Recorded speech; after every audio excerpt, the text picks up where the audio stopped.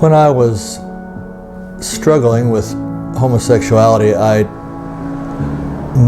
wanted to break free of it, but I would fight it. I'd break free. I'd get pulled back in with something, like a person or some event, and something would pull me back in. And I knew I had to do it, but I just couldn't. And I knew there was nobody I could talk to. I was afraid to go talk to anybody. Finally, I felt the Holy Spirit coming to me and just saying, "You have got to break free from this," over and over. And finally, I said, "Okay, I'll do it." And I made the decision to call two of the pastors that I knew at my church, and one of them had heard of MVF, and so we got a phone number, and I called and talked to him, made an appointment, came in and talked to Dwan. In fact, all three of us did, and from there we went on to programs, and it just all was good from there.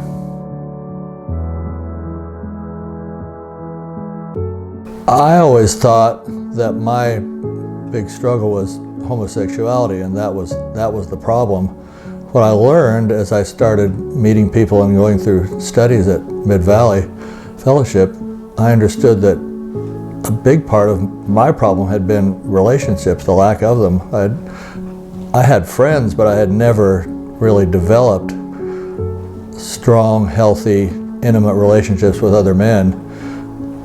And I was always afraid to, the same reasons as I said, if anybody knew my story, they'd be shocked and they'd judge me, or I'd be laughed at, or I'd be ridiculed in some way.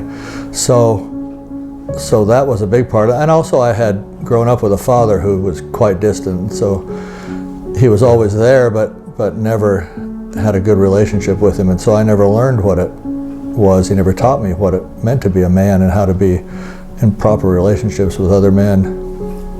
Well, as I studied, I gradually learned that relationships were very important, and that people are generally very accepting. When other Christian brothers and sisters that I would talk to were very accepting and understanding of what I was going through. And I also realized that the struggle, whereas I thought my particular struggle was so different from everybody else's, was I met people that struggled with pornography or abuse or any number of other things, that the issues that we all struggle with are very similar. I tried, and I would gradually get to know people, or in a more intimate level, healthy relationships with other men.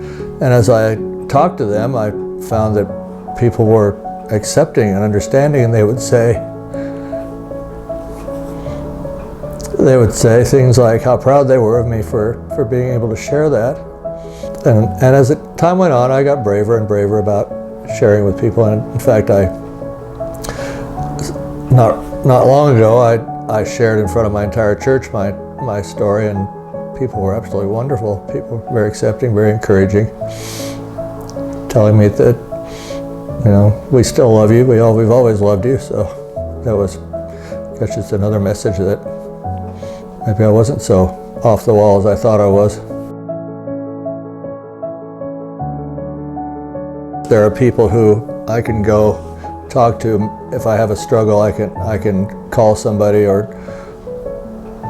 get together with someone that I can talk to, and I can talk openly and share honestly about what's going on with me. The one thing, especially for men, it's the one thing seems that we struggle most with, or one of the big things we struggle with. We're so afraid of what other men might think of us, or we might think we're smaller in the eyes of other people if we have struggles and issues that we are having trouble dealing with. When, as I've found out, in fact, you become much bigger in the eyes of other people, because they have much more respect and appreciation and honor for you than I ever thought was possible, actually.